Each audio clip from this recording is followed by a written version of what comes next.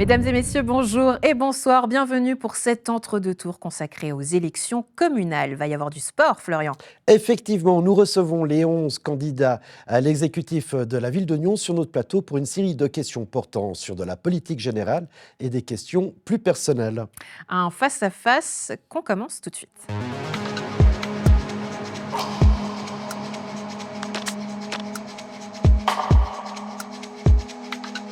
Alexandre Démétriades, bonjour. Merci d'être avec nous pour cet entre-deux-tours et ce jeu de questions-réponses en face-à-face.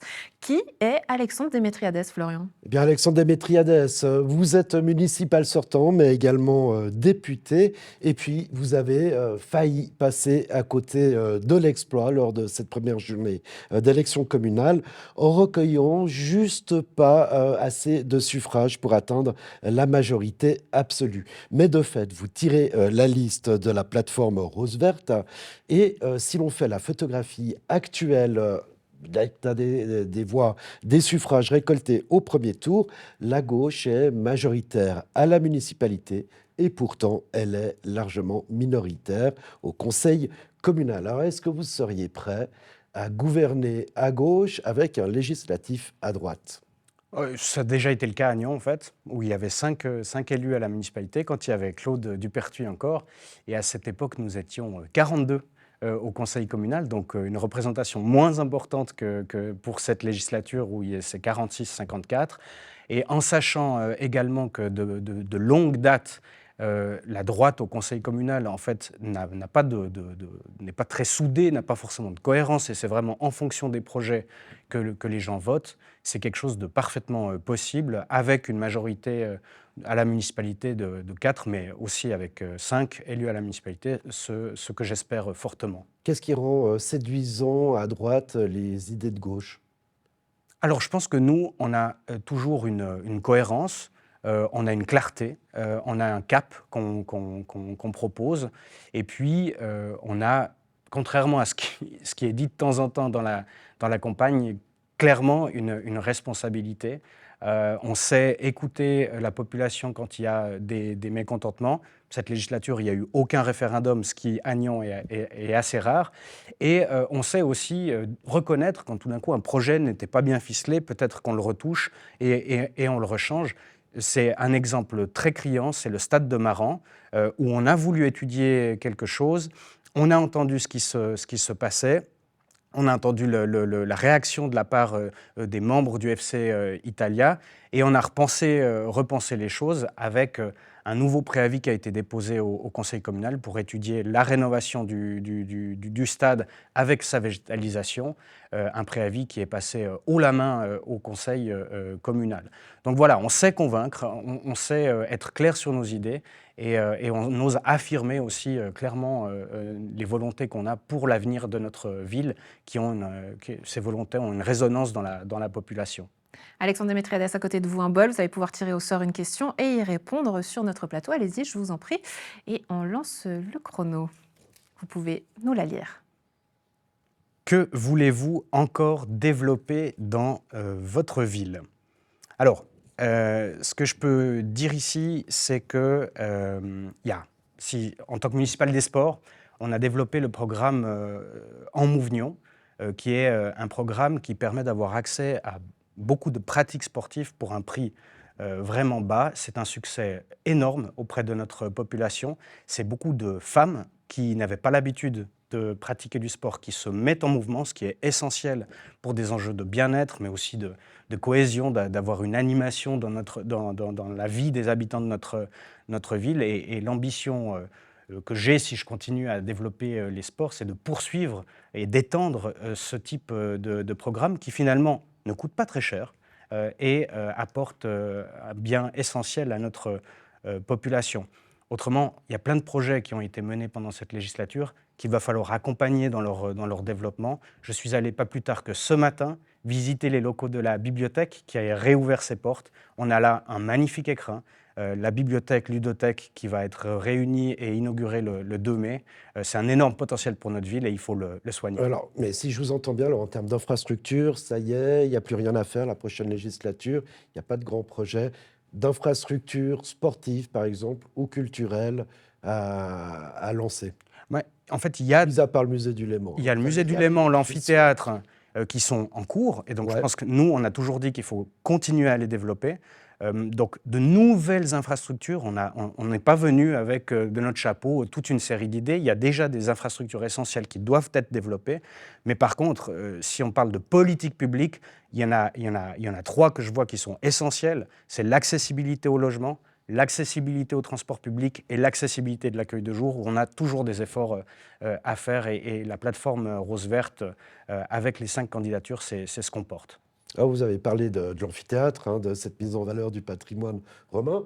Eh bien, lundi soir, jour du conseil, j'étais à Pertan, je vois une fouille et je vois un mur dedans. Alors, si on trouve des vestiges romains, est-ce que ça va bloquer ce projet de parc et parking à Pertan? Puis, par là même, contenter finalement la gauche en se disant, bah, on a essayé, on a trouvé des choses, on n'a pas pu. Ah non, la gauche a été, alors j'aimerais le dire sans embâche, la gauche a été très claire sur le fait qu'elle soutenait le parc Pertan et le parking, avec le nombre de places qui a été validé par le conseil communal dans le cadre du crédit d'études. Donc nous, notre but, c'est que ça se passe. Maintenant, c'est clair, tout le monde sait que cet endroit-là comprend potentiellement des vestiges romains, mais dans toute la ville en réalité. Ouais. Si vous passiez la semaine d'avant à la place du château, en fait, on a découvert un mur, un croisement de murs romains, et on voyait l'endroit où les Romains marchaient il y a 2000 ans. Ça se voyait concrètement parce qu'on a voulu installer une borne électrique. Mais cette borne pourra être installée, donc ce n'est pas forcément limitant. Il faudra voir du côté de Pertan ce qui a été trouvé et voir si c'est limitant ou non. Alexandre Démétriades, entre deux tours, je vous laisse vous tourner face à l'écran et écouter la question à Shams. Dites-nous, vous avez combien de tatouages et de piercings? 0. Ni piercing, ni tatouage. Je pense qu'ado, j'ai réfléchi un tout petit peu à ce genre de choses, mais il y avait une volonté de pouvoir garder son corps vide de tatouages. Je peux tout à fait comprendre les gens qui le font, qui souhaitent marquer des étapes de leur vie ou des proximités avec des gens, de leur famille ou je ne sais quoi. Mais pour moi, il y avait une importance de pouvoir avoir quelque chose qui n'est pas irréversible dans l'idéal, même si on peut Et effacer. quand il y a eu l'envie, le projet, c'était lequel? C'était un cercle. C'était juste un petit cercle très épuré, soit sur la main, soit Ça sur signifie quoi, ce cercle? le mollet. Je trouve qu'esthétiquement, c'est beau, et la signification du cercle, c'est la réunion, l'humanité, enfin voilà, le monde. Plus largement, qu'est-ce que ça représente pour vous, les tatouages?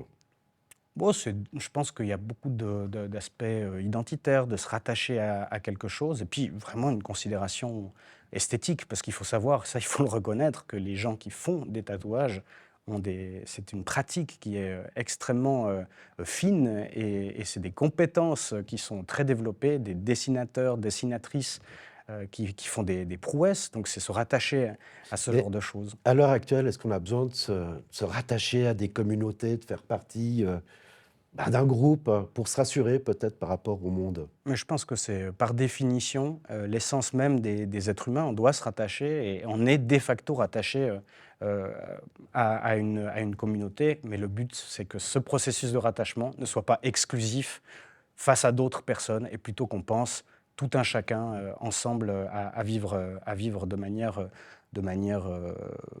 partagée et Mais solidaire. en une phrase, vous vous rattachez à quelle communauté? En une phrase.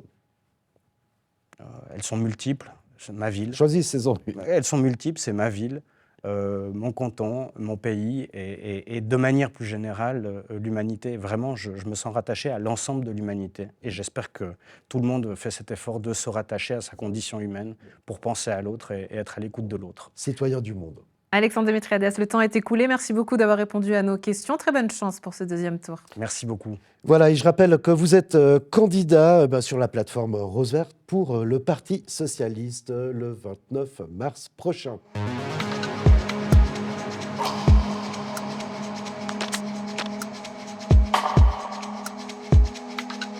Nathalie Raya-Ether, bonjour. Bienvenue pour cet entre-deux tours et pour ce jeu de questions-réponses en face à face. Qui est notre candidate, Florian? Eh bien, Nathalie Etter est membre du Parti des Verts de Nyon et puis elle est colistière de cette fameuse plateforme Rose Verte avec donc 4 colistiers. Vous êtes arrivé à une position de bascule lors du premier tour puisque suite au ballottage général, vous êtes arrivé en 7e position. Comment vous analysez votre position à cette 7e place assez stratégique? Est-ce qu'il y a beaucoup plus de pression qu'au premier tour? Alors, plus de pression, je ne sais pas, c'est juste l'endurance. Il faut se munir d'une bonne dose d'énergie pour voilà, tenir un rythme quand même assez effréné entre vie de famille, vie professionnelle et la campagne. Mais globalement, je suis quelqu'un d'optimiste et plutôt voilà, convaincu de pouvoir mobiliser, convaincre pour ce deuxième tour pour les votations du 29 mars. Alors, on voit clairement qu'il y a une prime au sortant avec les 5 municipaux sortants aux 5 premières places. Et puis ensuite, les représentants des gros partis, on va le dire comme ça, qui vont de la 6e place à quasiment la 10e place. Comment on appréhende ce second tour? Comment on stratégise? Et puis question, est-ce qu'il n'aurait pas plus fallu partir à 4 du côté de la gauche qu'à 5 pour assurer mathématiquement cette élection? Alors, votre collègue m'a déjà posé cette question lors du tirage au sort. Voilà, vu que le côté droite tout le monde repart aussi avec 5 personnes. Et du côté finalement de la gauche, rose verte, nous sommes quand même les 5 candidats qui avons globalement reçu le plus de suffrages et compare aussi avec la coopération d'ensemble à gauche POP dans ce deuxième tour. Donc au final, je pense qu'il y avait peu de sens de partir à 4. Et puis pour nous, c'est important aussi d'être soudés, unis jusqu'au bout. Et ça donne aussi une dynamique à la campagne d'être ensemble, les 5, ça c'est certain. Nathalie Raya était à côté de vous en bol. Vous allez pouvoir Oui. tirer au sort une question. Je vous en prie, allez-y. Merci. Elle est pour vous et y répondre sur notre plateau. Allez-y. Alors, la question, combien doit vraiment gagner un membre de l'exécutif et pour quelle charge de travail réelle? Top chrono. Alors, je n'ai pas du tout les chiffres en tête, je ne suis pas du tout une calculatrice. Je suis quelqu'un de très engagé déjà par ma vie professionnelle, je travaille pour les politiques publiques. La charge de travail réelle, elle est actuellement à Nyon à 50%. C'est clair que Pour un municipal. pour un municipal, c'est clair que la réalité, elle est beaucoup plus importante parce qu'il y a encore les représentations en soirée et en week-end. Après, ça fait partie d'un engagement citoyen qui est important. Donc, combien doit vraiment gagner un membre de l'exécutif? C'est un poste de cadre avec des responsabilités. Donc, vous voulez que je vous indique un montant, mais je ne vais pas pouvoir vous en dire comme ça. Florian, on a une fourchette. La question c'est, est-ce que pour vous, ça doit être un travail en soi? Est-ce qu'un membre de l'exécutif, qu'il soit municipal ou syndic, doit être à 100% pour sa ville, ne pas compter en fait son temps? Je pense que le principe du système helvétique, c'est de la milice, et je pense que c'est aussi un engagement de milice qui est important à préserver. Donc pour moi, cet engagement officiellement à temps partiel, il est important, parce qu'il est aussi important à côté d'avoir un pied, un ancrage dans la vie de tous les jours. Donc pour moi, je ne suis pas du tout pour un engagement professionnalisant dans des communes moyennes, des villes de taille moyenne d'importance comme Nyon. Le pourcentage actuel de 50%, il est peut-être sous-évalué et peut-être effectivement, mais ça, je n'ai pas cette expérience pour le dire. Mais franchement, est-ce qu'on peut être ouvrier et puis être municipal? Alors ça, c'est toute la question. On sait que la représentativité dans les législatifs, enfin j'en ai aussi eu de longues expériences, c'est effectivement beaucoup de personnes qui sont plus à la retraite ou des personnes dont les emplois permettent aussi une meilleure composition de différentes fonctions. Toutefois, je pense que rien n'est impossible. Et puis, voilà, s'il y a des choix, des vocations, on voit aussi dans l'engagement associatif, dans le domaine de la culture, dans le domaine sportif, qui demande aussi énormément d'engagement à côté d'un emploi. Puis on voit aussi là des cursus professionnels de tout genre, y compris de classe plus peut-être ouvrière, ou voilà, sans forcément de grandes responsabilités. Nathalie Raya-Etter, vous allez pouvoir vous tourner face à l'écran qui est derrière vous et répondre à la question de Shams, je vous en prie. Tournez-vous de l'autre côté, ça sera plus simple. Dites-nous, avez-vous une fascination un peu étrange pour un sujet? Par exemple, moi, j'adore les histoires de sectes. Et vous? Revenez à nous, une fascination étrange. Shams a une fascination pour les sectes. Et vous, Nathalie Raya-Etter? Waouh, question. Je ne suis pas du tout une collector. Je suis plutôt quelqu'un de très ouvert et très curieux. Donc, je n'ai pas de toc, de tic ou d'affinité particulière. Moi, j'aime comprendre les choses toujours, leur mise en contexte, de savoir aujourd'hui finalement s'il y a un projet de quartier, voilà, un plan partiel d'affectation à Nyon. J'ai envie de comprendre la genèse, l'histoire, d'où on vient pour en arriver là, par exemple. Et vos passions alors, en dehors de la politique, en dehors de votre travail? La danse, j'aime beaucoup voilà, la danse, les activités sportives, je cours, enfin, j'ai besoin aussi de me défouler, la lecture. C'est facile ça quand quand on fait de la politique. Vous parliez tout à l'heure de trouver un juste milieu entre votre temps de travail, le temps en politique et le temps d'être maman. Est-ce que c'est évident ça? Alors, je pense qu'on développe aussi le talent de s'organiser, de savoir faire plusieurs choses en même temps. Et ayant moi-même un parcours assez hybride, j'ai fait des études en emploi, enfin, j'ai toujours dû travailler finalement pour subvenir à mon parcours académique, professionnel. Donc, j'ai toujours été assez multitask. Mais est-ce qu'il y Et aurait des ça, je solutions trouve peut-être assez- pour faciliter voilà, ces vies multiples aujourd'hui que vous pourriez proposer en étant à l'exécutif nyonnais? Alors, je pense que c'est aussi une question d'organisation. Et puis, je pense que c'est important de pouvoir justement garder différentes activités. L'une nourrit l'autre. Après, c'est une question d'équilibre, de s'écouter pour mieux se ressourcer, pour pouvoir voilà, être bien présent dans la fonction qu'on occupe.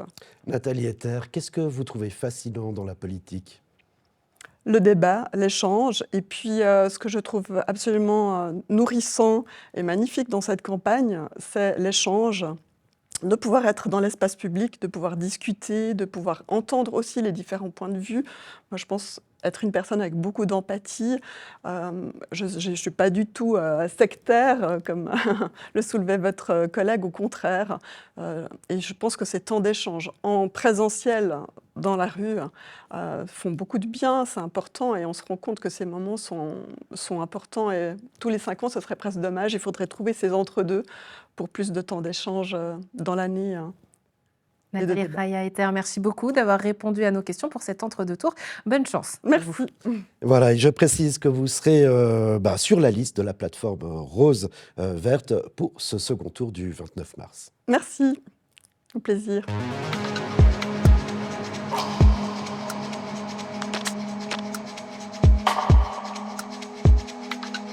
Olivier Riesen, bonjour. Bienvenue pour ce face-à-face en mode question-réponse. Qui est Olivier Riesen, Florian? Eh bien, Olivier Riesen, vous êtes arrivé à la municipalité d'Oignon à la faveur d'une complémentaire. Vous êtes membre du PLR Gland et avec 4 autres co-listiers, eh bien, vous menez campagne au nom du Centre droit Nyon. Lors de la première journée de ces élections communales, vous êtes arrivé en 3e place, premier justement de ce Centre droit Nyon. Est-ce que vous sentez le poids des responsabilités sur vos épaules pour donner la majorité au sein de la municipalité nyonnaise à la droite?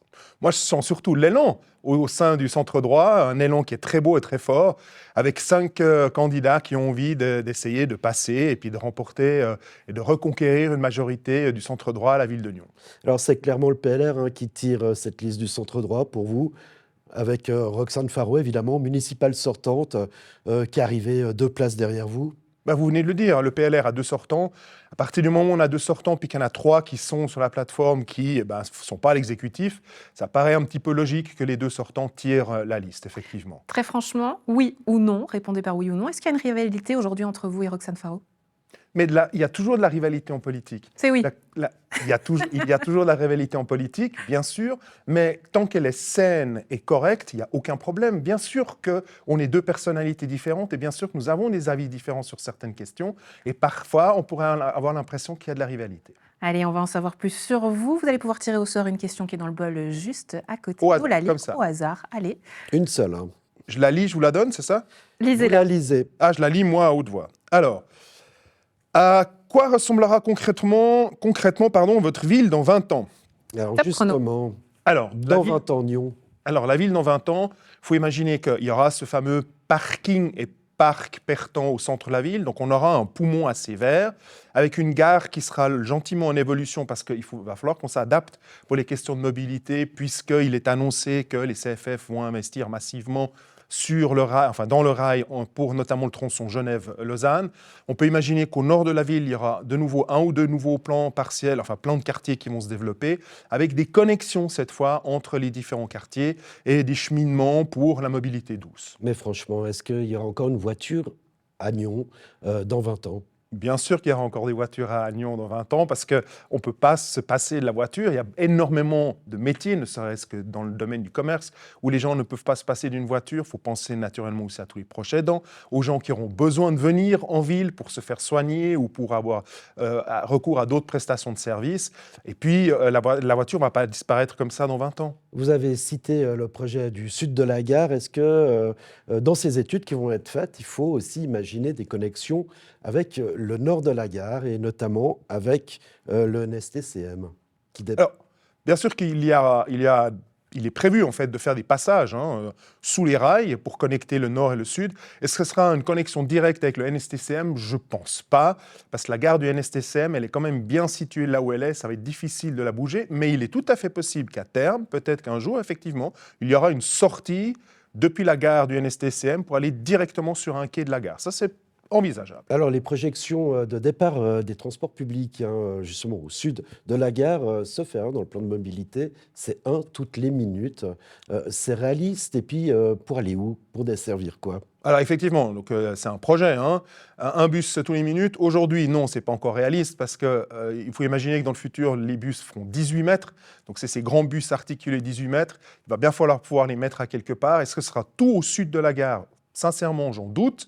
Et puis après, on verra bien comment sera l'évolution. Mais l'évolution sera beaucoup dictée quand même par les investissements faits par les CFF et puis par la réalisation ou non d'une quatrième voie. On entendait dire, Stéphane Schmous, qu'il y a des dicastères difficiles, notamment la mobilité, ça vous botte?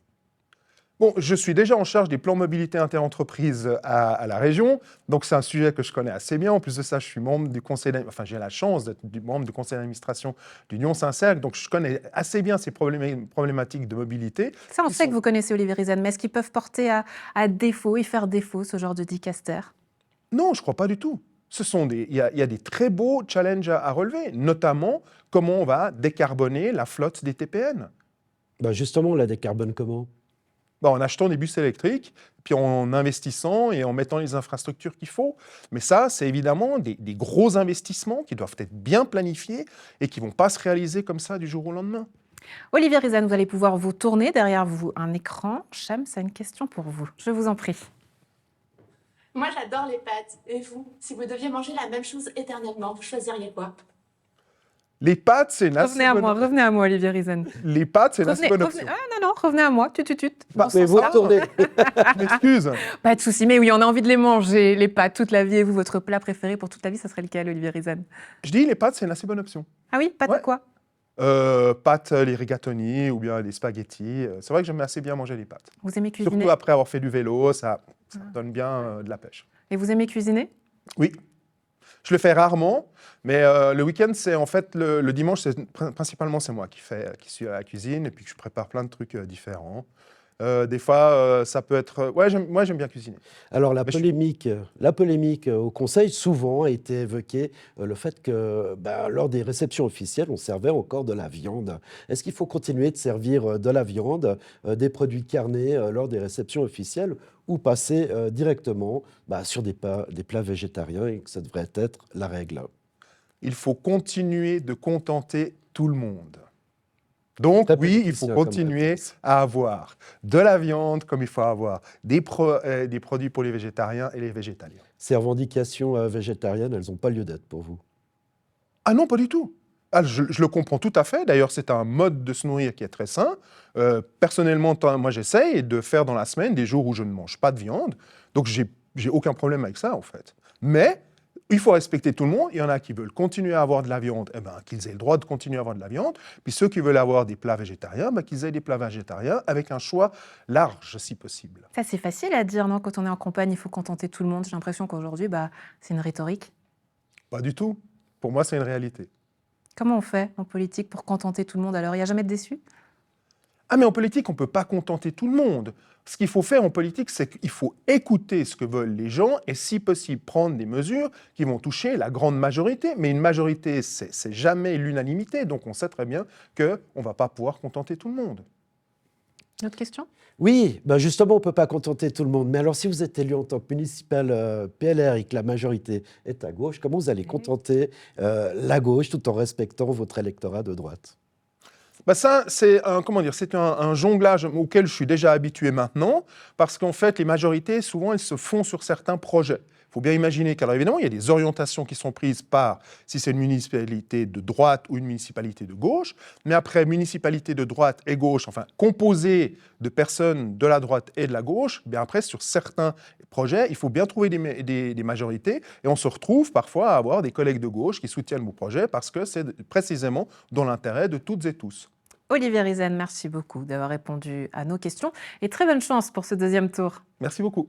Voilà, et je rappelle que vous êtes candidat du PLR au centre droit Nyon et que vous êtes en lice évidemment pour le second tour le 29 mars prochain.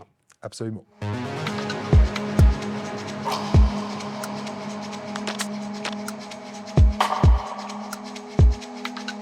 Nina Egert, bonjour. Bonjour. Bienvenue pour cet entre-deux tours, un face-à-face en mode question-réponse. Qui est Nina Egert, Florian? Eh bien, Nina Egert, le monde politique nyonnais vous connaît depuis la fin de l'année dernière, puisque vous avez été assermenté au conseil communal, mais avant, on ne vous connaissait pas. Alors, bienvenue dans le monde politique nyonnais. Et le 8 mars dernier, eh bien, vous avez fermé la marche des candidats du centre droit Nyon. Le soir du 8 mars, vous êtes-vous demandé si vous alliez vraiment repartir pour un second tour? Non, le fait qu'il y a eu un ballotage général, c'était assez clair qu'on allait tous repartir ensemble. Et puis, dans des élections, tout est toujours ouvert. Donc vous pensez franchement avoir une chance au second tour? Ah bah, je ne serais pas là sinon. D'accord, mais est-ce que la question stratégique s'est-elle pas posée pour vous, voire pour votre parti, de dire peut-être que les 4 autres sont arrivés avant moi, il faudrait peut-être assurer nos places, ces 4 places, et donc retirer une candidature? Non, on est partis tous ensemble. Il y a eu un ballotage général, on est restés unis, on avait décidé qu'on partirait tous ensemble. Et puis c'est aussi, voilà, on est un groupe. Et puis, on fait ce deuxième tour en groupe. Nina Egert, à côté de vous, un bol. Vous allez pouvoir tirer une question au hasard. Je vous en prie, allez-y. On va la découvrir ensemble. Vous allez la lire à haute voix et y répondre. C'est parti, top chrono. À l'heure du e-commerce, un centre-ville dynamique passe-t-il encore par le commerce local? Alors oui, définitivement. C'est clair que c'est un enjeu, le e-commerce. Mais on voit qu'il commence à y avoir aussi des alternatives qui se mettent en place. J'ai vu récemment dans certaines villes européennes, on avait des boutiques d'Amazon ou de... comment s'appelle cet autre... De sites de vente en ligne. De sites de vente en ligne, merci beaucoup. De sites de vente en ligne qui avaient des outlets ou qui avaient des boutiques dans les centres-villes. Donc on commence physiques. Des boutiques physiques. Alors que donc on commence un peu à avoir des espèces de retour en arrière ou de nouvelles manières de faire, parce qu'ils se rendent compte que peut-être le contact direct. Donc le e-commerce est un enjeu, effectivement, mais on voit qu'il y a des changements. Donc je pense que c'est important. D'avoir encore des commerces locaux pour animer un centre-ville et pour que les gens y viennent. De quelle manière, justement, le politique peut-il ou doit-il aider le commerce local? Alors, le politique doit offrir les conditions cadres, en fait. Mais c'est quoi ces conditions Les conditions cadres, il doit faire en sorte que les commerces puissent exercer leur activité, qu'ils puissent Et comment on le fait, justement? comment on le Comment fait? Ça, c'est Bah oui. oui, ça, c'est une bonne question. C'est une excellente question. C'est extrêmement compliqué parce qu'à partir du moment où vous avez une activité privée, c'est très difficile pour le politique d'intervenir, mais vous pouvez animer le centre-ville aussi, donner aux gens l'envie d'y aller, d'y rester. À Nyon, typiquement, le samedi, on a le marché, ça attire des gens, et puis ça garde ce centre-ville dynamique. Et puis c'est un peu une espèce de cercle vertueux. Effectivement, c'est pas évident. Et est-ce que d'intervenir. l'exécutif doit choisir le type de commerce qu'il place en ville? Alors, encore une fois, non, c'est des activités privées, il doit pas choisir, il doit pouvoir, encore une fois, offrir les conditions cadres qui permettent, mais choisir, non. Et c'est pas à l'exécutif d'intervenir dans des aspects privés. Alors, tout le monde se casse les dents hein, sur le commerce local. Il y a autant de commerçants qu'il y a d'avis, certes, mais on en était arrivé à Nyon à dire qu'il faudrait un centre commercial à ciel ouvert. Alors, effectivement, est-ce que vous êtes d'accord avec ce concept de centre commercial à ciel ouvert pour attirer des gens?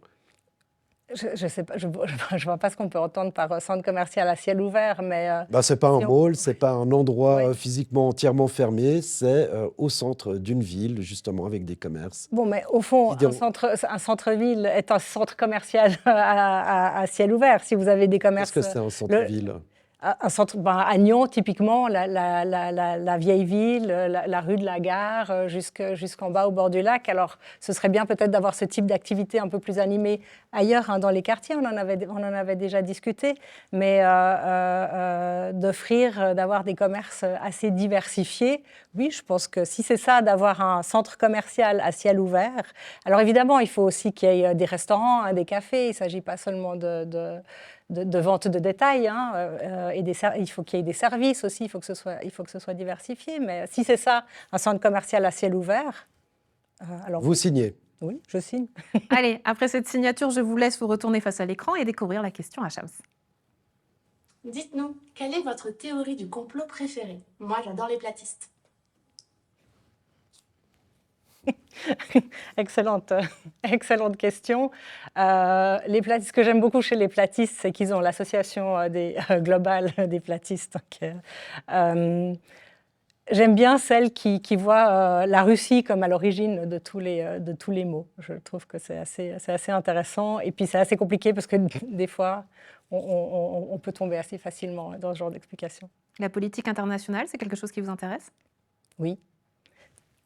Forcément, évidemment, la politique locale, la politique internationale, pas directement, mais affecte la politique locale. Donc, on doit s'y intéresser. On doit savoir dans quel environnement on évolue, ne serait-ce que parce que ça affecte typiquement les prix de l'énergie qui concernent directement... Ça affecte, ça déçoit, ça dégoûte aussi. Du coup, comment est-ce qu'on convainc les électeurs de nous faire confiance encore en tant que politiciens? Vous leur dites quoi? On leur dit que...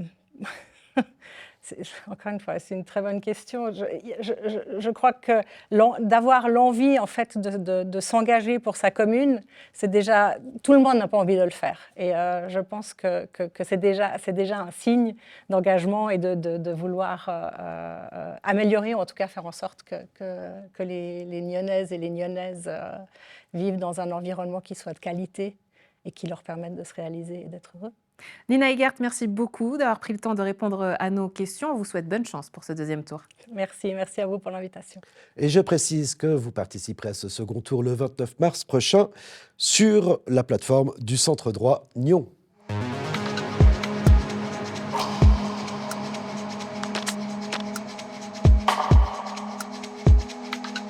Daniel Grosjean, bonjour. Merci beaucoup d'être avec nous. Bonjour à vous. Entre deux tours, un jeu de questions-réponses en face à face. Qui est Daniel Grosjean, Florian? Eh bien, Daniel Grosjean, vous êtes conseiller communal et vous avez la lourde tâche de sauver le siège des indépendants au sein de la municipalité nyonnaise.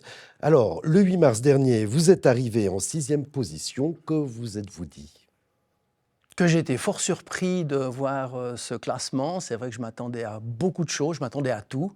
L'issue des urnes étant fort variable, j'étais agréablement surpris de voir que le siège du PIN était encore en bonne position par rapport au classement. Qu'est-ce qui vous a surpris le plus, ce ballotage général ou la 3e place d'Olivier Riesen, qui est, comme vous, membre du centre droit Nyon, derrière les deux municipaux sortants, socialistes Alexandre Démétriades et Verts Pierre Vallone?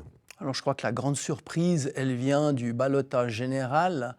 J'en ai fait part à la mémoire du conseil et de la municipalité, à Claude Huldry qui me disait mais ça fait vraiment très longtemps qu'il n'y a pas eu cette situation, c'est vraiment une situation inédite pour la ville de Nyon où les municipaux sortants généralement étaient réélus, en grande partie des municipaux sortants étaient réélus au premier tour.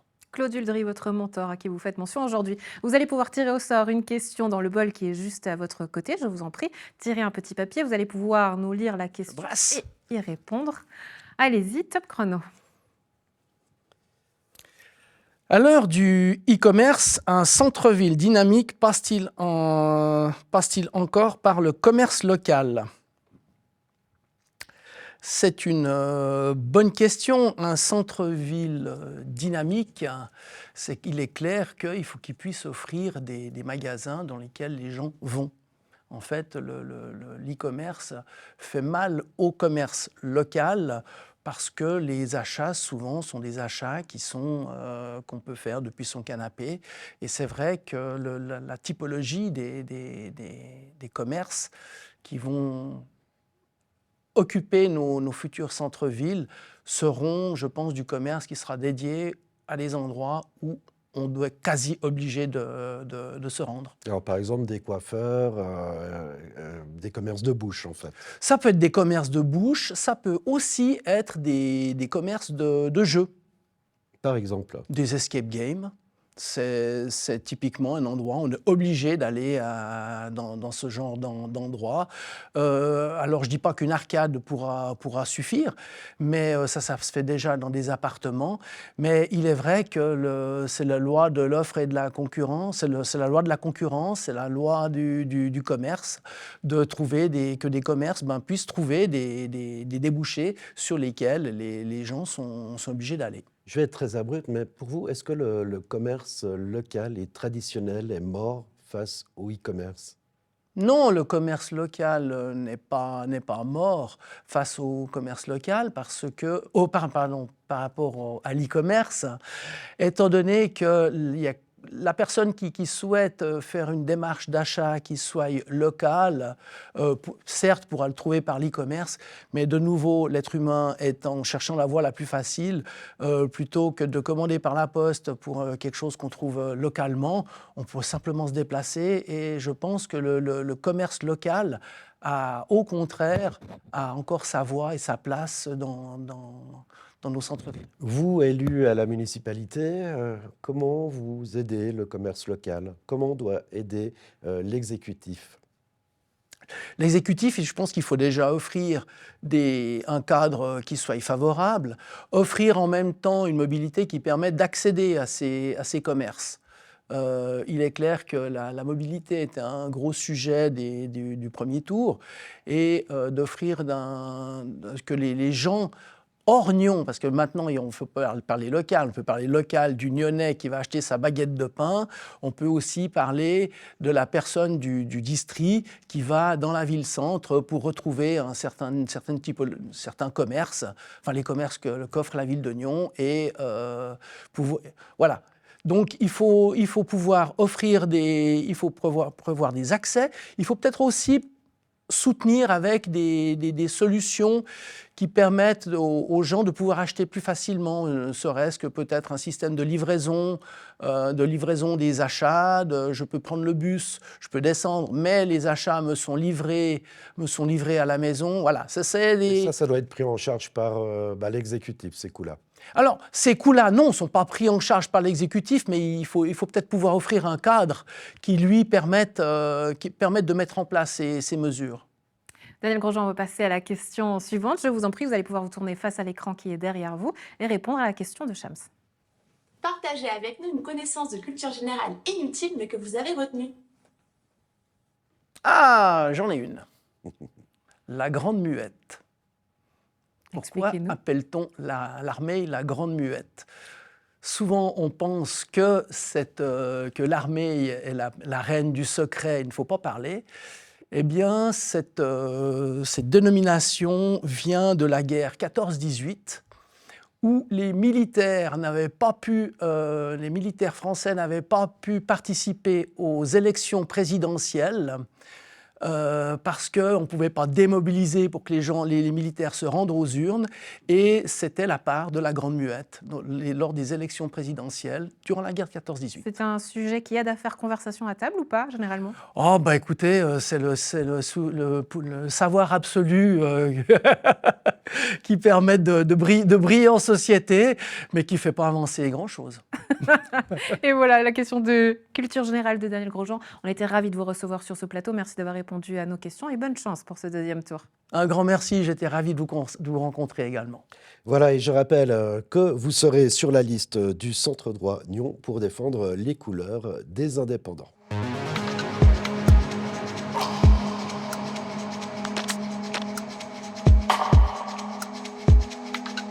Salem Fedal, bonjour. Merci beaucoup d'être avec nous pour cet entre-deux tours. Un question-réponse en face à face. Florian, qui est Salem Fedal? Eh bien, Salem Fedal, vous réapparaissez à chaque élection communale, mais ce ne sont pas les seules élections auxquelles vous postulez. Quand il y a une question de présidence dans la région, eh bien, vous êtes candidat. Au premier tour, vous avez réuni près de 600 suffrages, bien loin des top scoreurs de ces élections qui ont connu un ballotage général. Alors, franchement, pourquoi se relancer au second tour alors que vous avez fait que 600 voix au premier ? Pour moi, c'est surtout pour proposer autre chose de ce que propose la plateforme Rose Verte et le centre droit, amener une nouvelle fraîcheur au sein d'une nouvelle municipalité. D'accord, mais qu'est-ce que vous proposez réellement? Moi, c'est les transports publics gratuits pour tout le monde, principalement ceux qui sont rémunérés mais pas assez, et surtout aussi pour les seniors et les jeunes qui font leurs études sur Genève ou Lausanne. Alors ça, c'est le programme du POP-EAG. Hein. Oui. Pourquoi ne pas vous être couché, par exemple, au profit de la gauche, comme l'ont fait Pierre Patelli et Géreter? Donc moi, je vais faire quelque chose tout seul, peut-être amener encore peut-être autre chose, d'autres idées, qui se ressemblent un peu au programme des deux plateformes. Salem Fedal, à côté de vous, un bol. Vous allez pouvoir tirer au sort une question et y répondre. Je vous en prie, allez-y, choisissez un petit papier. Vous allez pouvoir nous lire la question et y répondre. Top chrono, s'il vous plaît. Les intercommunalités laissent-elles vraiment assez de marge de manœuvre aux exécutifs et aux législatifs? Vaste question. Alors, est-ce que les législatifs et exécutifs sont dépossédés quelque part de leur pouvoir au profit des intercommunalités? Pour moi, pas du tout. Même si les communes travaillent chacun de leur côté, ils peuvent aussi échanger des idées dans leur programme ou de la vie de tous les jours dans le district. D'accord, mais ces intercommunalités, qui sont des structures mises en place par plusieurs communes, est-ce qu'elles n'ont pas, pour vous, un mode de fonctionnement un petit peu opaque? En tout cas, certains les qualifient ainsi et disent que, eh bien, on ne sait pas ce qui se passe toujours dans ces intercommunalités. Pas du tout. Moi, j'ai aucune idée, donc je peux pas vraiment être sincère là-dessus. D'accord.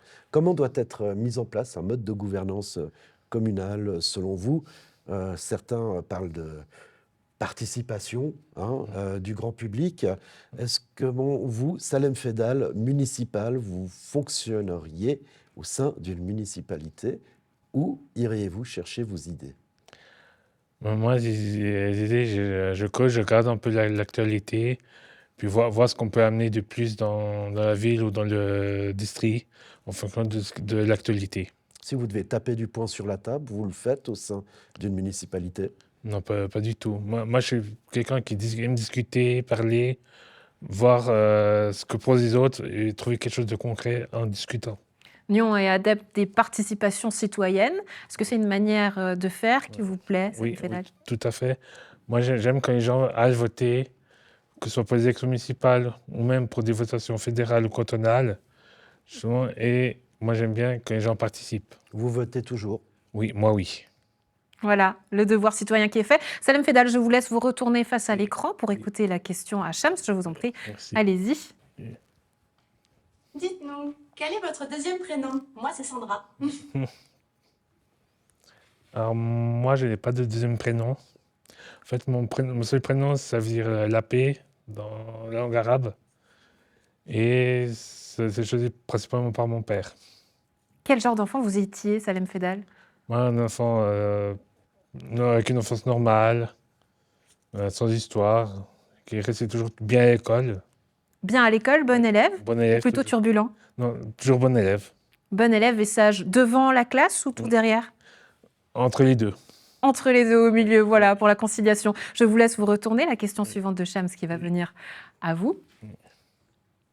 Vous pensez pouvoir battre un record du monde? Ce serait quoi? Alors, pour le record du monde, je ne sais pas s'il y en a. Personnellement, je ne pense pas. Est-ce que vous avez des passions, notamment le basket? Je sais qu'on vous y voit souvent à côté du Nyon Basket. Le Nyon Basket, le football, les échecs et le basket. Nyon, échecs, Oui, basket. et football. Est-ce que là, si on parle d'infrastructures sportives, par exemple, est-ce qu'il y en a assez à Nyon? Ça fait débat en ce moment, Oui, notamment c'est avec vrai. le Vrai. Est-ce qu'il y en a assez? C'est vrai que pour le football, ça manque un peu. Mais avec la nouvelle salle, ça apporte plus pour le basket. Après, pour les autres sports, c'est vrai que ça manque un peu d'infrastructure. Si vous étiez municipal, quel dicaster vous plairait? Ce serait le sport, la culture, autre chose? Alors moi, ça serait les RH, ainsi que l'événement sport de ce qu'Alexandre Dimitriades. Qu'est-ce que vous amèneriez dans ces dicasters, par exemple les RH? On va voir l'ensemble des salles de personnel, voir un peu combien ils sont payés, voir si on peut améliorer leurs conditions aussi.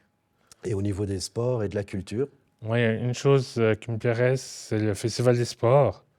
On sait qu'il est toujours entre fin août et mi-septembre. Ce serait bien de l'amener au mois de mai-juin, justement pour que les clubs puissent inscrire leurs équipes pour une nouvelle saison. Au niveau de la culture nyonnaise, diversifiée, assez diversifiée ou pas? Pour moi, il est assez diversifié pour le moment. Prévoir si on peut mettre encore autre chose. Ça serait quoi vos envies, Salem Fedal, en matière de culture? Moi, je ne connais pas trop en culture, mais voir ce que fait les autres villes, puis peut-être amener quelque chose de similaire à Nyon. Salem Fedal, merci beaucoup d'avoir répondu à nos questions. Merci. On vous souhaite une excellente chance pour ce deuxième tour. Merci d'avoir été avec nous. Voilà, et je rappelle que vous serez candidat évidemment à ce second tour Oui. sous la bannière du... Mouvement citoyen nyonnais, liste numéro 1.